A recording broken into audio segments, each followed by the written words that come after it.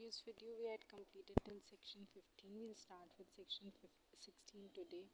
So appointment and tenure of interim resolution professional. तो जो adjudicating authority है NCLT ये अपॉइंट करेगी इंटरिम रेजोल्यूशन प्रोफेशनल को जब इंसॉल्वेंसी का प्रोसीजर स्टार्ट हो जाएगा, जब NCLT एडमिट कर लेगी application where the application for corporate insolvency procedure is made by financial creditor.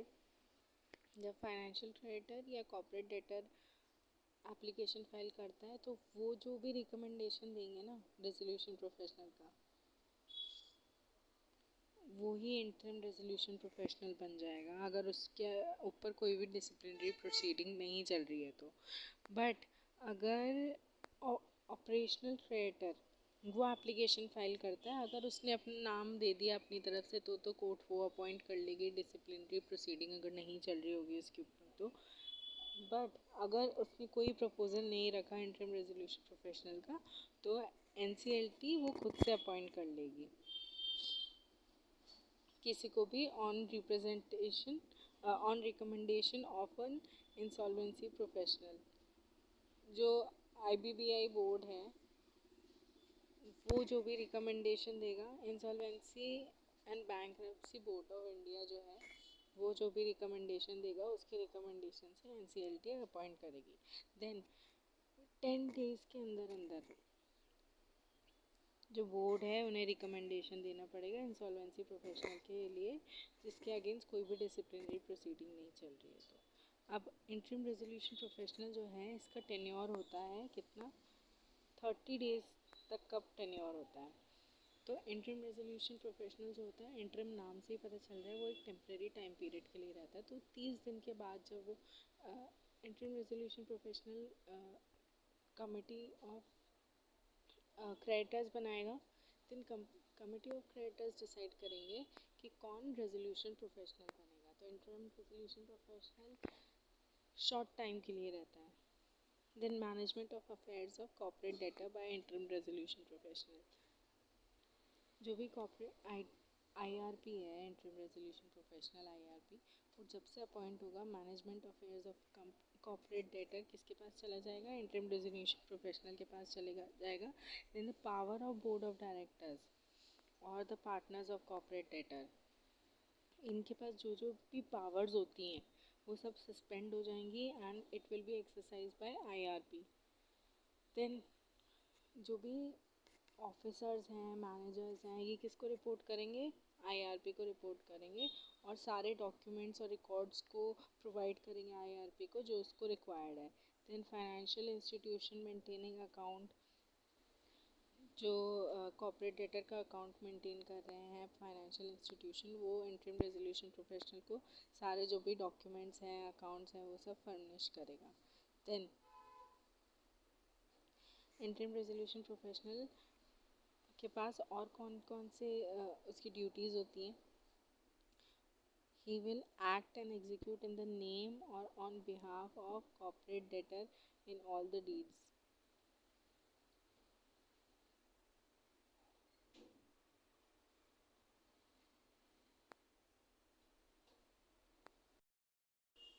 So he will act and execute in the name of on the behalf of corporate debtor। जो भी deeds हैं, receipts हैं, company के documents हैं, उसमें as a on behalf of corporate debtor उनका representative वही काम करेगा। Then he can take such actions and he can restrict any person or any document, so he can restrict sharing any document और भी बहुत सारे रिस्ट्रिक्शंस लगा सकता है जैसे कि उसे ठीक लगे जो नेसेसरी हैं। एंड कि प्रॉपर्टी को सेल नहीं कर सकते, डॉक्यूमेंट्स इधर उधर नहीं कर सकते, ऐसा कोई भी रिस्ट्रिक्शन लगा सकता है या कोई भी एक्शन ले सकता है। Then have the authority to access the electronic record of corporate debtor, जो कि इंफॉर्मेशन यूटिलिटी के पास है,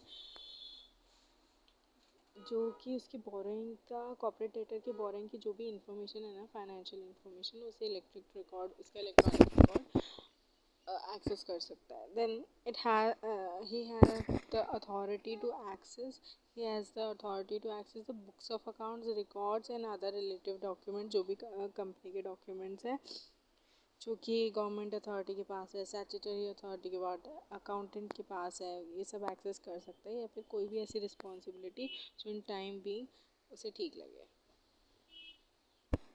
देन ड्यूटी ऑफ आईआरपी क्या है, क्या क्या ड्यूटी है उसकी.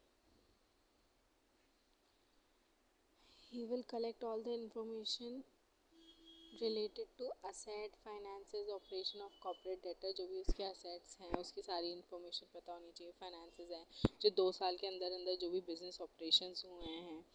देन फाइनेंस और ऑपरेशन पेमेंट जो बिजनेस ने किए 2 साल के अंदर अंदर. Then the list of assets and liabilities as on the initiation day, कि इनिशिएशन डे पे क्या असेट्स और लाइबिलिटीज थी और अभी क्या है. Then other matters as may be specified. Then जो ट्राइब्यूनल क्लेम्स मांगेगा ना, पब्लिक अनाउंसमेंट करके जो क्लेम्स बुलाएंगे, जो क्रेडिटर्स क्लेम करेंगे, तो सेक्शन 13 एंड 15 में हमने देखा था क्लेम्स. तो जो पब्लिक अनाउंसमेंट के बाद जो क्लेम्स आएंगे ना उसको रिसीव करेगा और कोलेट ऑल द क्लेम्स, उनको कलेक्ट करके रखेगा और वेरीफाई करने का काम इसका ही होगा. देन आईआरपी और क्या कर सकता है, कॉन्स्टिट्यूट करेगा COC, committee of creditors. Then he will also monitor the assets of the corporate debtor and manage its operation until a full resolution professional, until COC एक रेजोल्यूशन प्रोफेशनल अपॉइंट कर दे तब तक ये मॉनिटर करेगा company के assets. Then he will also file information collected with the information utility, वो सारी इंफॉर्मेशन फाइल करेगा रेजोल्यूशन प्रोफेशनल के लिए. Then he will take control of and custody of any asset over which corporate debtor has ownership right recorded in the. अब देखो balance sheet check करेगा कि उसकी कौन कौन से असेट्स हैं और जो असेट्स लिखे होंगे ना बैलेंस शीट में उसको टेक ओवर कर लेगा. The assets over which the corporate debtor has ownership, either it is located in foreign country or India. Then assets that may or may not be in possession of corporate debtor, जो corporate debtor के possession में नहीं हो, वो भी, जो किसी और के पास दे रखी हो but कंपनी की हो. Then tangible asset whether movable or immovable. Then intangible assets including intellectual property, जो भी इंटेलेक्चुअल प्रॉपर्टी है कंपनी की वो सब हैंडल करेगा. देन सिक्योरिटीज इंक्लूडिंग शेयर्स, ये सब कुछ, फाइनेंशियल इंस्ट्रूमेंट, इंश्योरेंस पॉलिसी, सब कुछ देखेगा. Then asset subject to determination of ownership of a court, जिसमें डिस्प्यूट है अगर किसी असेट में ओनरशिप, अभी कोर्ट के पास केस चल रहा है तो वो सब भी देखेगा, उसका भी यही देखेगा. Then to perform other such duties as may be specified by the board. Then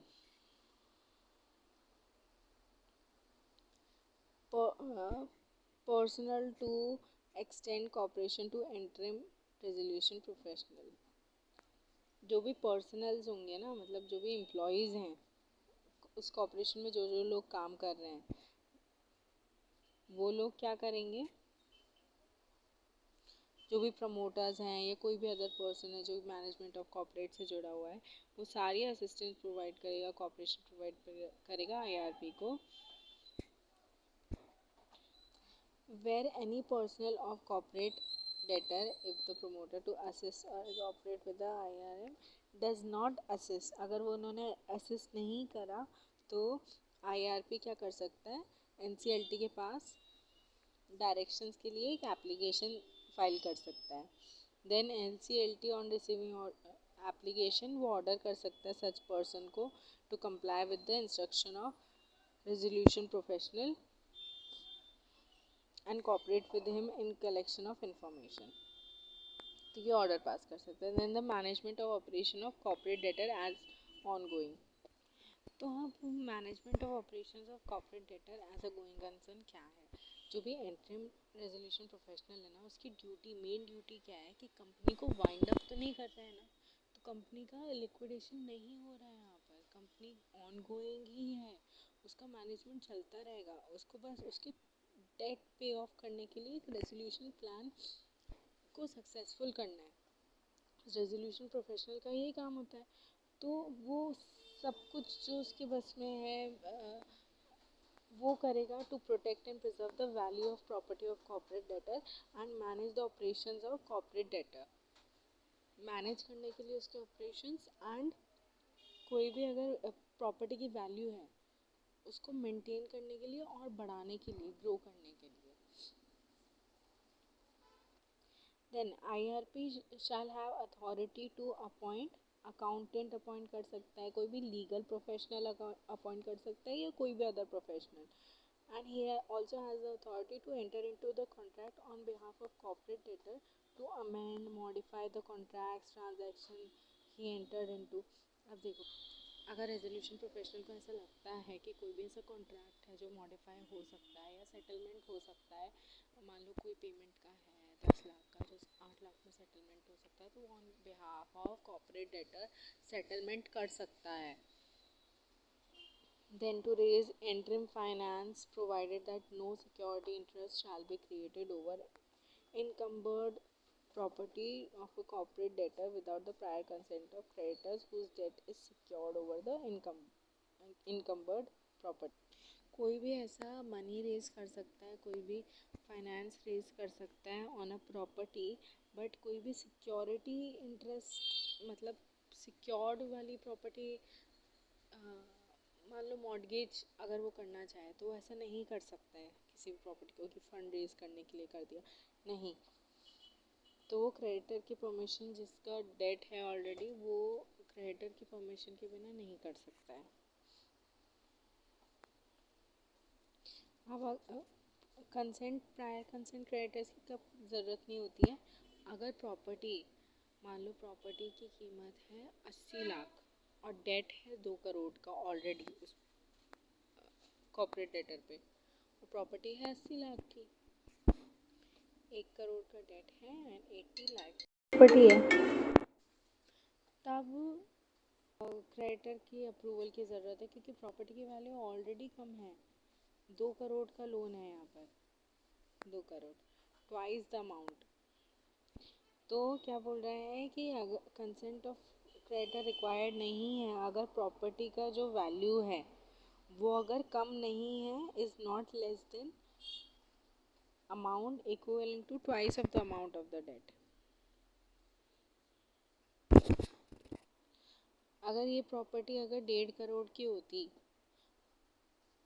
तब कंसेंट रिक्वायर्ड नहीं होता, बट अगर प्रॉपर्टी 80 लाख की है, less than twice the amount of debt है, तब अप्रूवल रिक्वायर्ड है।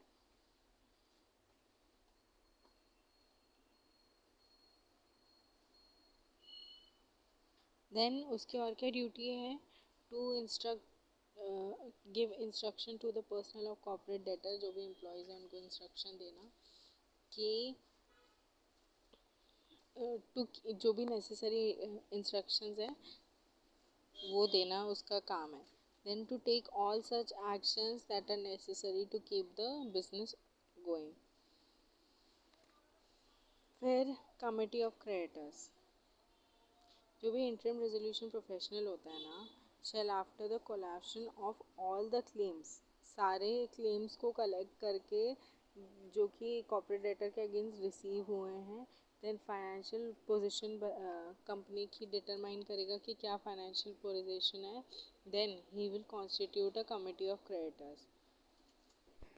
तो अगर कोई भी फाइनेंशियल क्रेडिटर जो कि कॉर्पोरेट डेटर की कोई भी रिलेटेड पार्टी है, तो वो उनको राइट टू वोटिंग, पार्टिसिपेशन, ये सब नहीं मिलेगा। देन अब कोई अगर फाइनेंशियल डेट, कॉर्पोरेट डेटर जो है फाइनेंशियल डेट वो करता है 2 या 2 से ज़्यादा फाइनेंशियल क्रेडिटर को, या तो वो एक सिंगल अग्रीमेंट में है सारे फाइनेंशियल क्रेडिटर या फिर अलग अलग।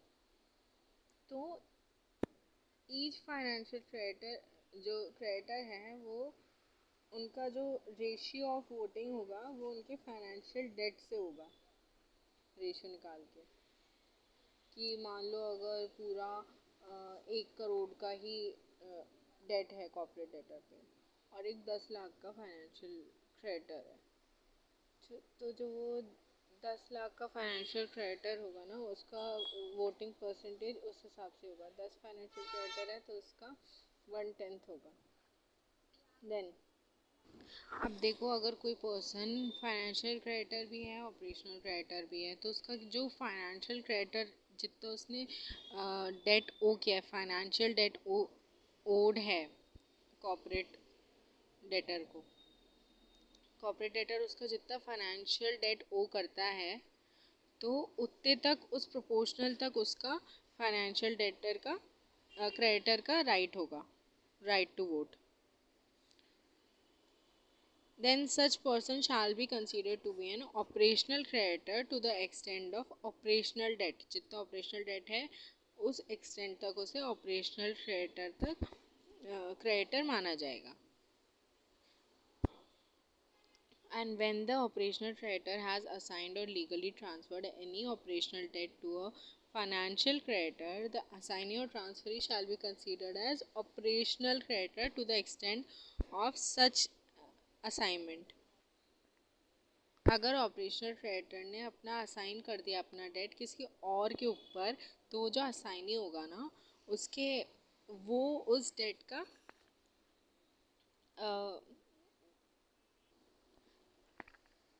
क्लेमेंट होगा, बोल सकते हैं, वो उस डेट का क्लेमेंट माना जाएगा और वो ऑपरेशनल क्रेडिटर कंसीडर होगा।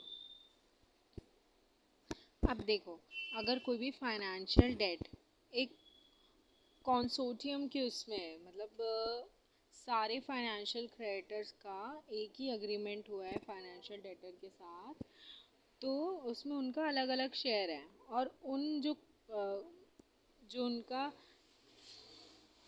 कंसोर्टियम अरेंजमेंट है ना, उसका एक एजेंट है या ट्रस्टी है, तो वो एजेंट और ट्रस्टी क्या करेगा,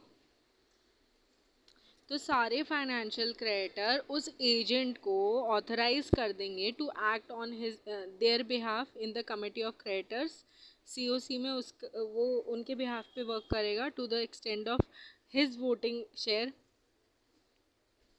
तो सब अपने वोटिंग शेयर से उसको ऑथराइज कर देंगे।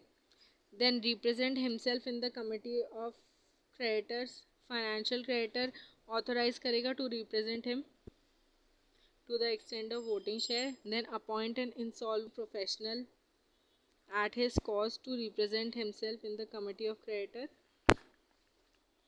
तो अपॉइंट करेंगे इंसॉल्वेंसी प्रोफेशनल अपने खुद की कॉस्ट पे। then exercise his right to the vote to the extent of his voting share of one or more financial creditor। उसको वोटिंग राइट एक्सरसाइज करने के लिए बोलेगा। then where a financial debt is in the form of securities, deposits, अब कोई ऐसे securities और deposits हैं and the term of financial debt, जो उस फाइनेंशियल डेट का, अगर फाइनेंशियल डेट किसी सिक्योरिटीज़ के फॉर्म में है या फिर किसी डिपॉजिट के फॉर्म में, मान लो डिबेंचर्स के फॉर्म में, तो क्या होगा, वो फाइनेंशियल डेट कहलाता है। तो उस फाइनेंशियल डेट का अगर terms and condition appointment for trustee के बारे में भी ऑथराइज करते हैं, तो वो एक ट्रस्टी अपॉइंट कर सकते हैं। जो भी फाइनेंशियल क्रेडिटर है वो एक ट्रस्टी अपॉइंट करेगा और वो जो ट्रस्टी है ना, वो उनके बिहाफ पे, उस फाइनेंशियल क्रेडिटर के बिहाफ पे वर्क करेगा। तो अब कोई फाइनेंशियल डेट अगर कोई क्लास ऑफ क्रेडिटर्स ओन करते हैं, तो वो जो इंसॉल्वेंसी प्रोफेशनल की लिस्ट देंगे, मतलब जो भी इंसॉल्वेंसी प्रोफेशनल का नाम बताएंगे, उसका नाम जो अपना IRP है, इंटरिम रेजोल्यूशन प्रोफेशनल, वो क्या करेगा, NCLT के पास लिस्ट पहुंचा देगा कि ये फाइनेंशियल क्रेडिटर्स हैं, इनका ये इंसॉल्वेंसी प्रोफेशनल है।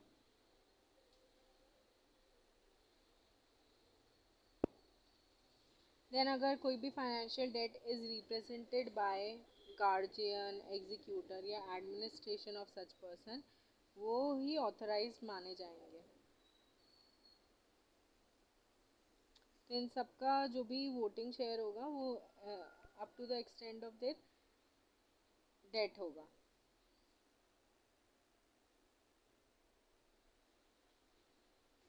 तो रेम्यूनरेशन उनका ऑथराइज्ड रिप्रेजेंटेटिव का as per the terms and condition रहेगा, and it shall be a part of insolvency resolution process cost. Then board में specify the manner of voting, जो IBPI है वो मैनर ऑफ वोटिंग बता सकती है, स्पेसिफाई कर सकती है, वोटिंग शेयर स्पेसिफाई कर सकती है, और फाइनेंशियल डेट। देन से तो अब जिस भी चीज़ के लिए रेजोल्यूशन पास हुआ है COC के पास, उनका 51% वोटिंग शेयर से कम नहीं होना चाहिए उनके votes.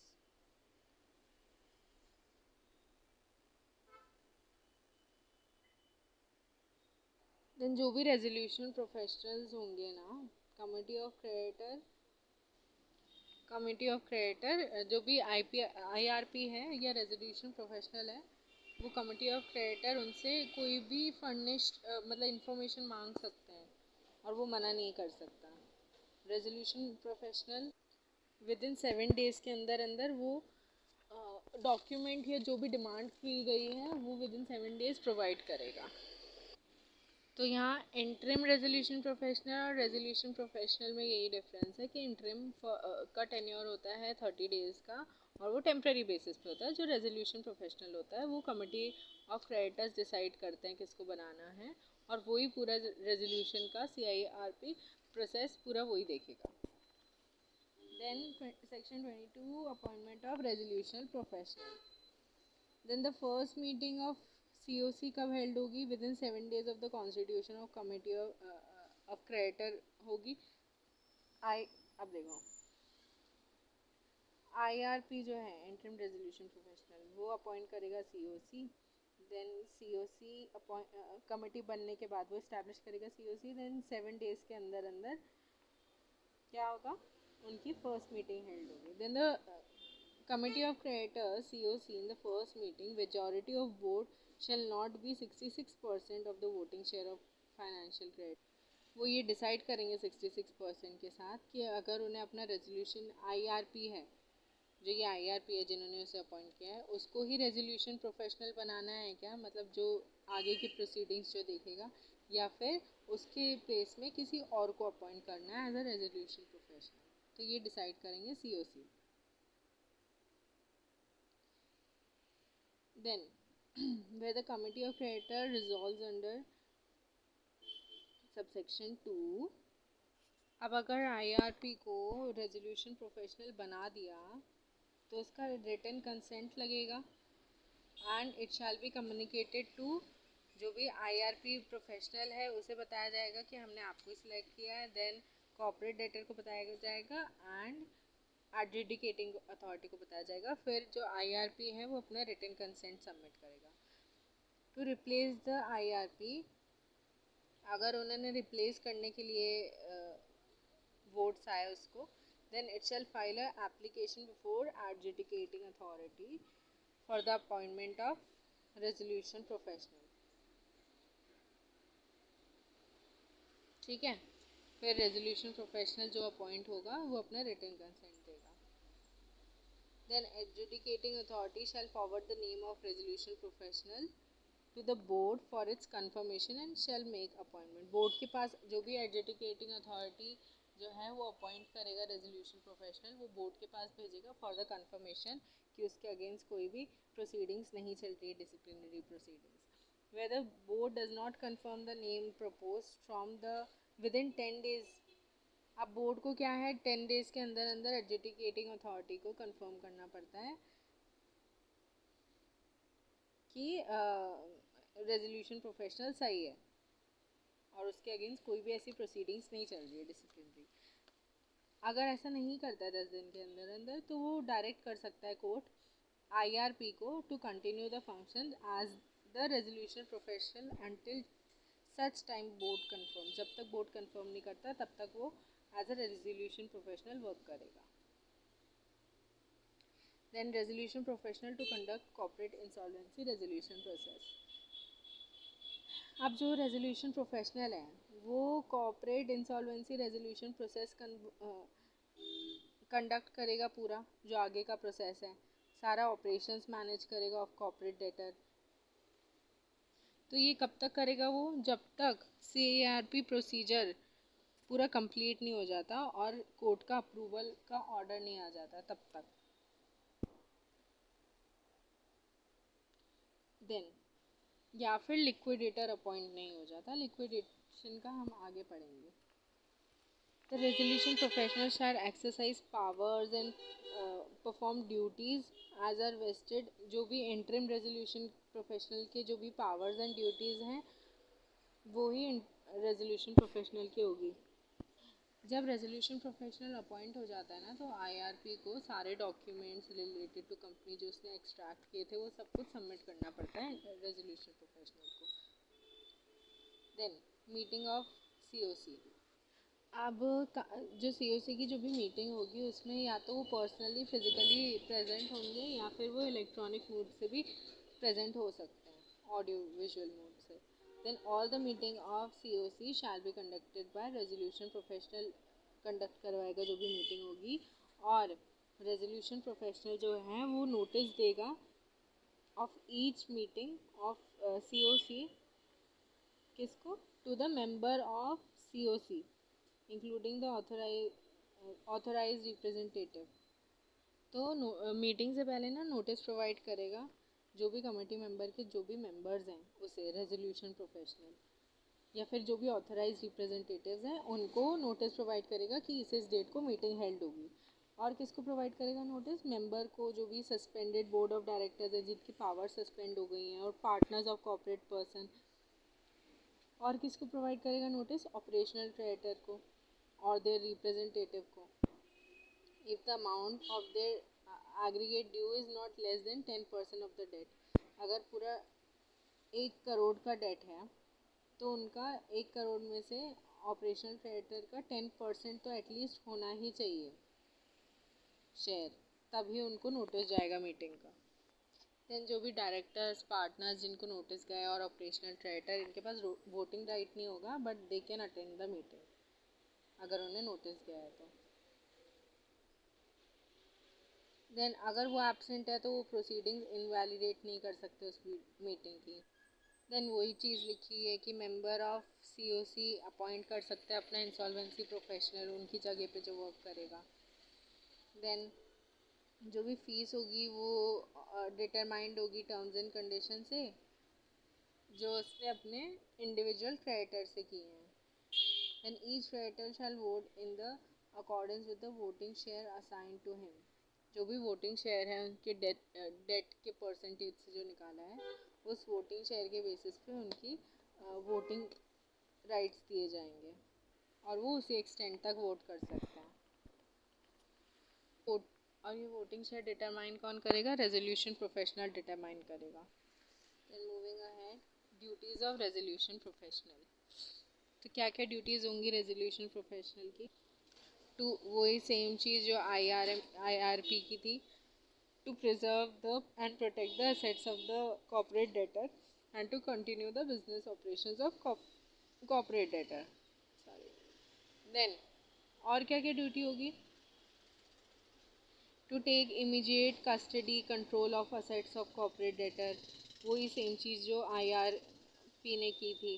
Then to represent and act on behalf of corporate debtor with the third parties, exercise right for the benefit of corporate debtor, corporate debtor के बेनिफिट में काम करेगा, जो भी उसकी प्रोसीडिंग्स चल रही हैं उसका राइट्स एग्जीक्यूट करेगा।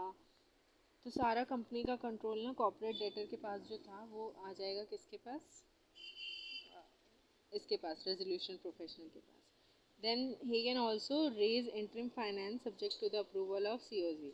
कोई भी इंटरिम फाइनेंस रेज कर सकता है, मनी रेज कर सकता है COC के अप्रूवल से। अपॉइंट इन अकाउंटेंट, लीगल और other professional, maintain updated list of claims. जो भी क्लेम्स आए हैं वो अपडेटेड लिस्ट मेंटेन करेगा अपने पास। Then contravene and attend all the meeting of the committee of creditors. Attend करेगा मीटिंग को COC की और कॉन्ट्रावीन भी कर सकता है। देन प्रिपेयर, अगर वो गलत जा रहे हैं तो then prepare all the information memorandum in accordance with 29 section 29। ये हम पढ़ेंगे सेक्शन 29 में क्या दिया हुआ है। इंफॉर्मेशन मेमोरेंडम के बारे में बोला हुआ है और वो प्रिपेयर करने का काम होता है रेजोल्यूशन प्रोफेशनल का।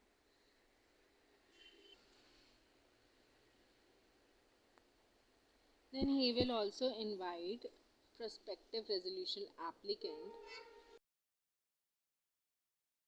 तो ये जो प्रोस्पेक्टिव रेजोल्यूशन एप्लीकेंट है ये क्या करेगा, जो भी क्राइटेरियाज देगा रेजोल्यूशन प्रोफेशनल जो भी क्राइटेरियाज लेट डाउन करेगा उसके आगे with the approval of COC with regards to complexity and scale of operation of business. अगर कोई कॉम्प्लेक्सिटी है बिजनेस में और स्केल ऑफ ऑपरेशन है जो रेजोल्यूशन प्रोफेशनल के जो भी नॉलेज है उसके बाहर का है तो फिर वो ऐसे अपॉइंट कर सकता है, इनवाइट कर सकता है। Then he will also present all resolution plan at the meeting of COC। सारे रेजोल्यूशन प्लान्स जो हैं वो ले डाउन करेगा मीटिंग में। Then he will file application for avoidance of transaction. Then he can do any other action that may be specified by the board. Then rights and duties of authorized representative of financial creditor। Financial creditor जो authorise representative भेजेंगे अपने behalf पे उनके पास क्या क्या rights होंगे। तो जो फाइनेंशियल क्रेडिटर उसे इंस्ट्रक्शंस देगा फिजिकल फॉर्म में या इलेक्ट्रॉनिक फॉर्म में वोटिंग इंस्ट्रक्शन देगा, उस हिसाब से वो वोट करेगा मीटिंग में।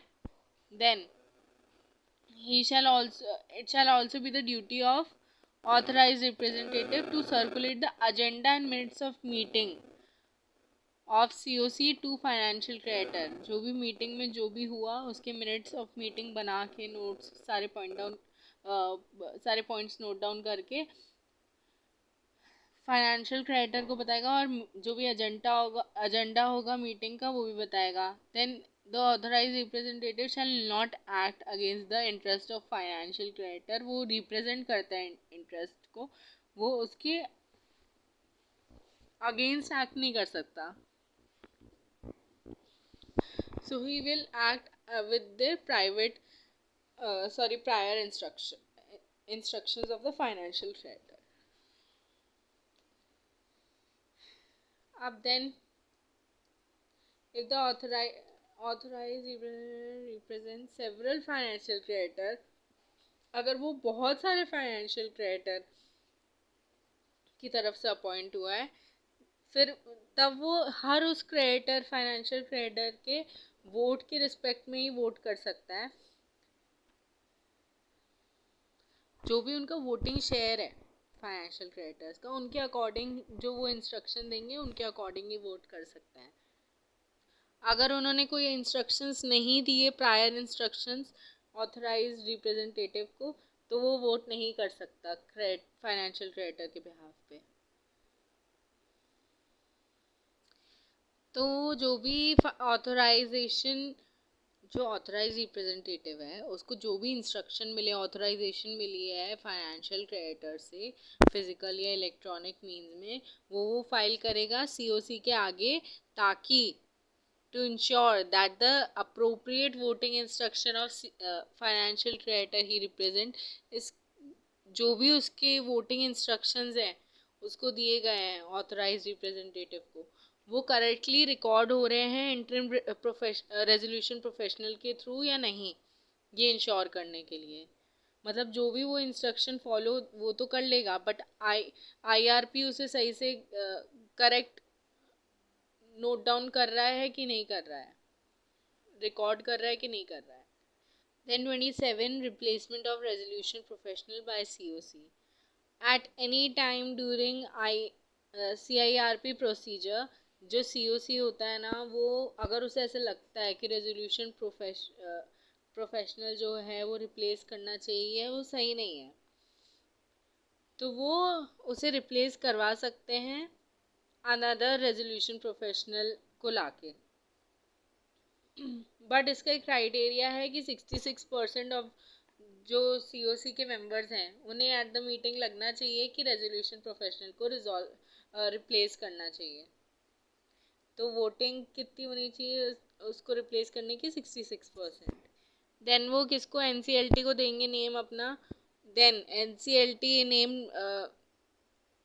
बोर्ड को देगा, देन बोर्ड कंफर्म करेगी और रेजोल्यूशन प्रोफेशनल अपॉइंट हो जाएगा। Then approval of COC for certain actions. तो जो रेजोल्यूशन प्रोफेशनल है ना, उनके अप्रूवल के बिना कुछ कुछ काम नहीं कर सकता। रेजोल्यूशन प्रोफेशनल सीओसी के अप्रूवल के बिना कुछ कुछ काम नहीं कर सकता। और वो कौन कौन से काम है? कोई भी एंट्रीम फाइनेंस रेज नहीं कर सकता इन एक्सेस ऑफ अमाउंट। अगर सीओसी ने कोई अमाउंट फिक्स कर दिया है मनी रेज करने का, तो उससे ज़्यादा अमाउंट रेज नहीं कर सकता interim finance. Then he will not create any security over the assets of corporate debtor। मतलब कोई सिक्योरिटी इंटरेस्ट नहीं क्रिएट कर सकता, कोई भी ऐसी प्रॉपर्टी है उसे मॉर्गेज नहीं कर सकता। Then he can not change the capital structure of corporate debtor. Capital structure corporate debtor का वो चेंज नहीं कर सकता without the prior permission of COC. Then he will not record any change in the ownership interest of corporate debtor। उसकी ownership interest ही change कर दे तो ऐसा नहीं कर सकता है। देन कोई ऐसी इंस्ट्रक्शन नहीं दे सकता कोई भी फाइनेंशियल इंस्टीट्यूट बैंक वगैरह को जिसमें कॉर्पोरेट डेटर का अकाउंट है टू डेबिट एनी अमाउंट, कि इस मान लो 10 करोड़ का ट्रांजैक्शन करवा दिया पर सीओसी ने बोला था कि आप 2 करोड़ का ही कराएं, तो फिर वो गलत माना जाएगा। वो ऐसा नहीं कर सकता। ये नहीं कि 10 करोड़ का करा दे, उसे 2 करोड़ की लिमिट दी है सीओसी ने, तो 2 करोड़ का ही अमाउंट ट्रांजैक्ट करा सकता है। Then he will not undertake any related party transactions. He will not amend any constitutional document of corporate debtor. He will not delegate its authority to any other person। किसी और person को authority नहीं delegate कर सकता, constitutional amendment नहीं कर सकता document में। मतलब मेजर पार्ट जो डॉक्यूमेंट का बेसिक स्ट्रक्चर है उसे नहीं हिला सकता। Then dispose of permit the disposal of shares of any share holder. किसी भी शेयर होल्डर के शेयर्स डिस्पोज ऑफ नहीं कर सकता है। He will not make any changes in the management of corporate debtor. COC की परमिशन के बिना कोई भी चेंजेस नहीं कर सकता in the management of corporate debtor. Then he will not transfer rights and financial debts. Then he will not make changes in the appointment term of contract of the employees। Then he will not make changes in the appointment terms of contract of statutory auditor। तो basically जो ये IBC है वो बहुत ही creditor centric act है। तो creditor की permission के बिना रेजोल्यूशन प्रोफेशनल कुछ भी नहीं कर सकता। जो उसकी ड्यूटीज़ है बस वो कर सकता है, बट बाकी उसके पास एज सच कोई राइट नहीं है। सीओसी अगर बोलेगी तभी राइट मिलेगा। देन रेजोल्यूशन प्रोफेशनल कॉन्ट्रावीन कर सकता है मीटिंग ऑफ सीओसी में, वोट सीक कर सकता है before taking any action. Then no action under section 1 shall be approved by COC unless approved 66% vote चाहिए, तभी अप्रूव्ड माना जाएगा। अगर कोई भी एक्शन लिया गया without permission of COC it shall be void. Then COC में report the action of resolution professional to the board. जहाँ से वो है रेजोल्यूशन प्रोफेशनल को कौन गवर्न करता है? बोर्ड करता है गवर्न, आईबीबीआई बोर्ड। तो उसमें जाके कंप्लेन कर सकते हैं committee of creditors. Then preparation of information memorandum. Information memorandum बनाएगा कौन? रेजोल्यूशन प्रोफेशनल बनाएगा।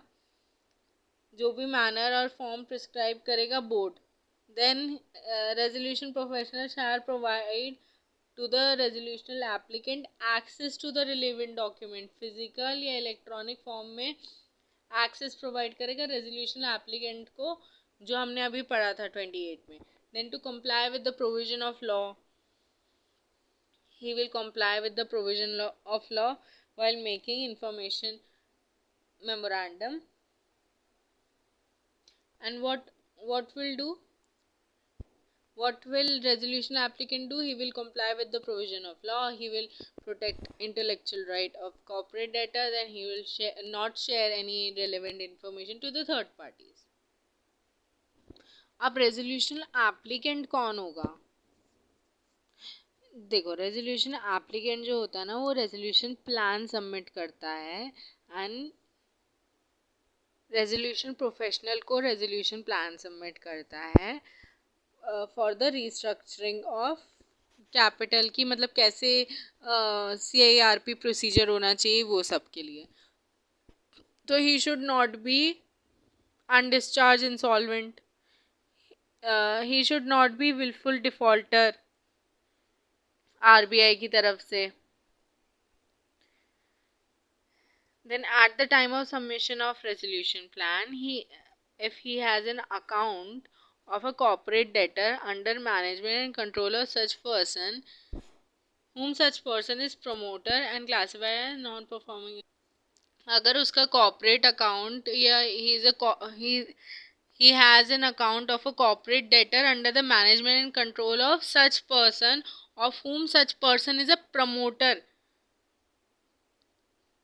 Classified as non performing asset. अगर उसका खुद का ही account non performing asset classify हो चुका है, at least 1 year has lapsed from the date of classification till the date of commencement of corporate insolvency. तो अगर वो खुद ही नॉन परफॉर्मिंग उसका अकाउंट हो गया है डिक्लेयर, तो फिर वो नहीं बन सकता. Then he shall be eligible to submit a resolution plan if such person makes payment to all the overdue amount with the interest. बन सकता है, कब बन सकता है? अगर नॉन परफॉर्मिंग असेट अकाउंट है उसका कोई, तो अगर उसका पूरा ओवरड्यू पेमेंट वो कर दे तो वो बन सकता है. देन अगर रिलेटेड पार्टी नहीं होना चाहिए उसके कॉर्पोरेट डेटर के, but related party term financial entities को इंक्लूड नहीं कर सकता है.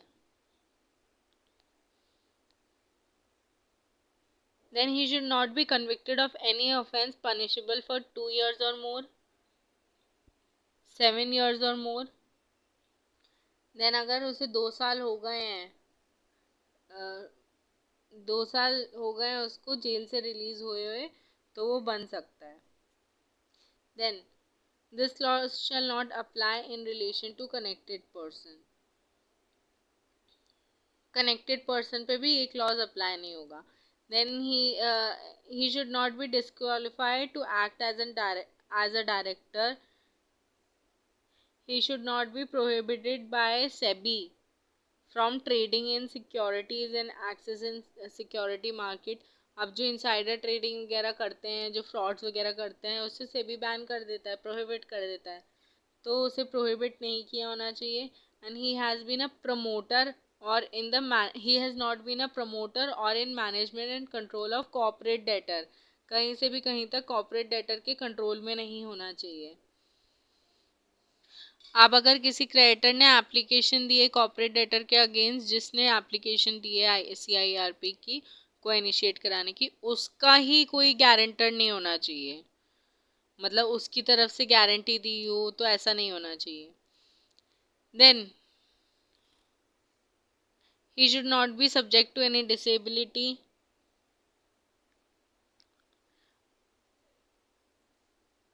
आउटसाइड इंडिया के भी जुरिस्डिक्शन में कोई ऐसी चीज़ें नहीं करनी चाहिए जो हमने अभी तक एच तक सब क्लॉजेस में पढ़ी. Then he should not be connected with any such person जिसने जो ये सब चीज़ें जो हमने एच तक अभी पढ़ा कि 2 साल तक कोई इंसॉल्वेंट है, या फिर 2 साल से ज़्यादा का कोई ऑफेंस किया, 7 साल से ज़्यादा का कोई ऑफेंस किया, रिलेटेड पार्टी है, तो ये सब उनका कनेक्टेड पर्सन भी नहीं होना चाहिए जिस पर्सन ने ऐसा किया है.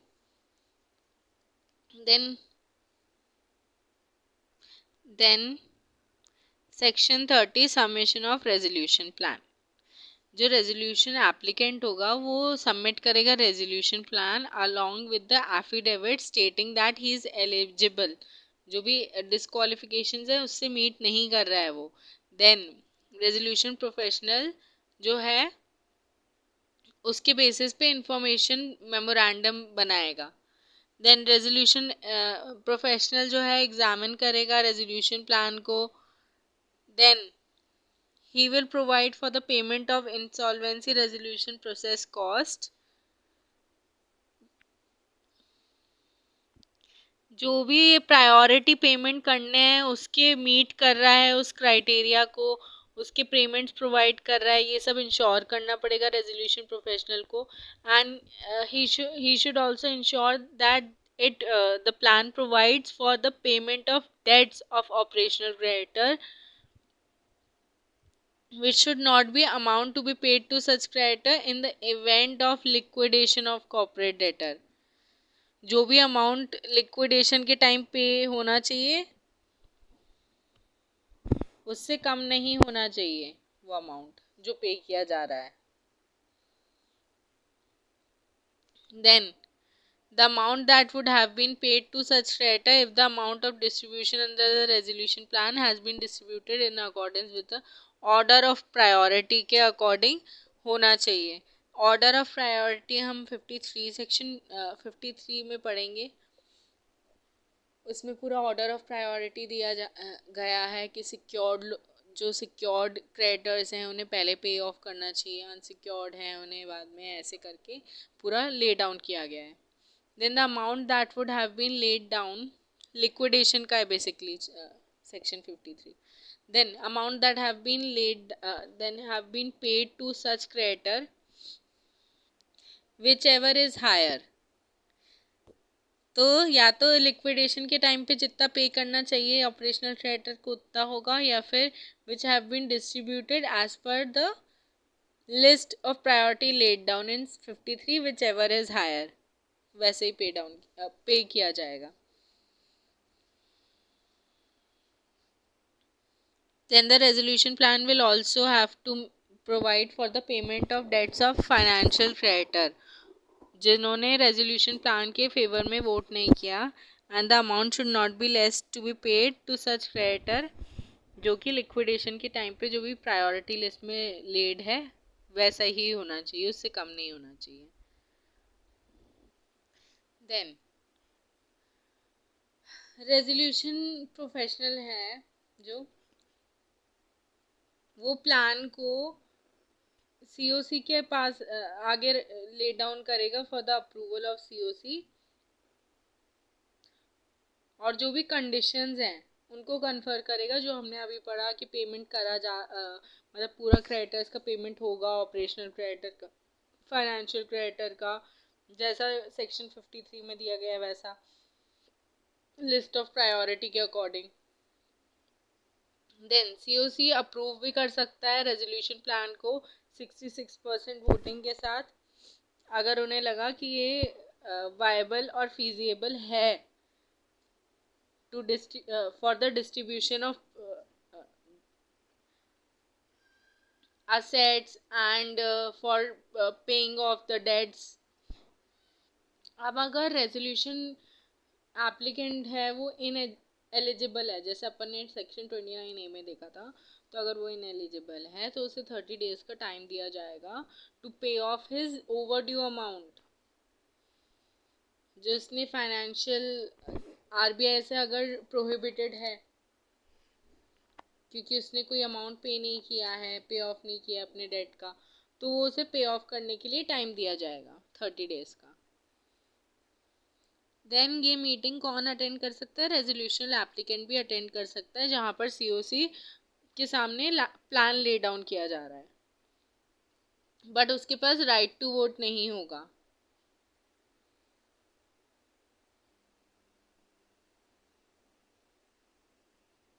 Unless he is a financial creditor, obviously financial creditor के पास रहता है।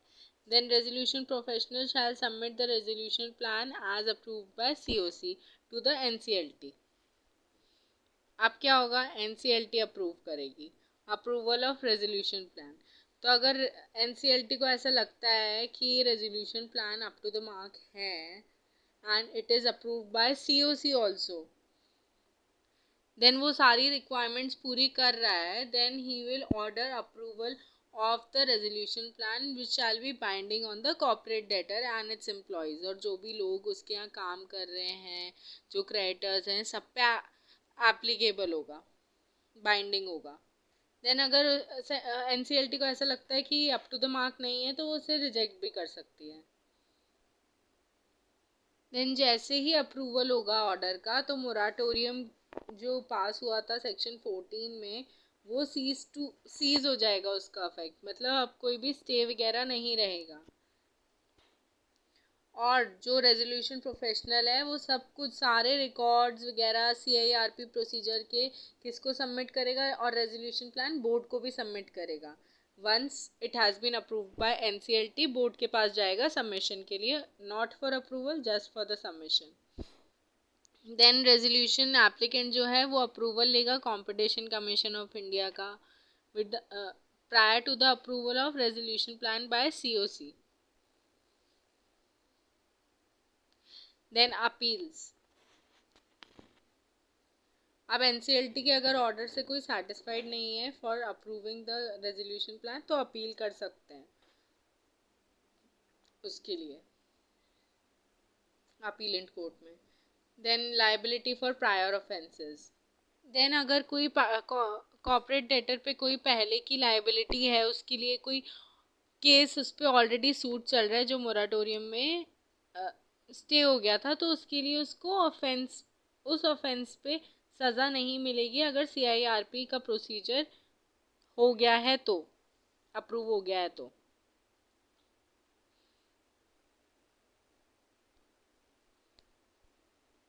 Then we'll study liquidation in the next video. Till then, take care.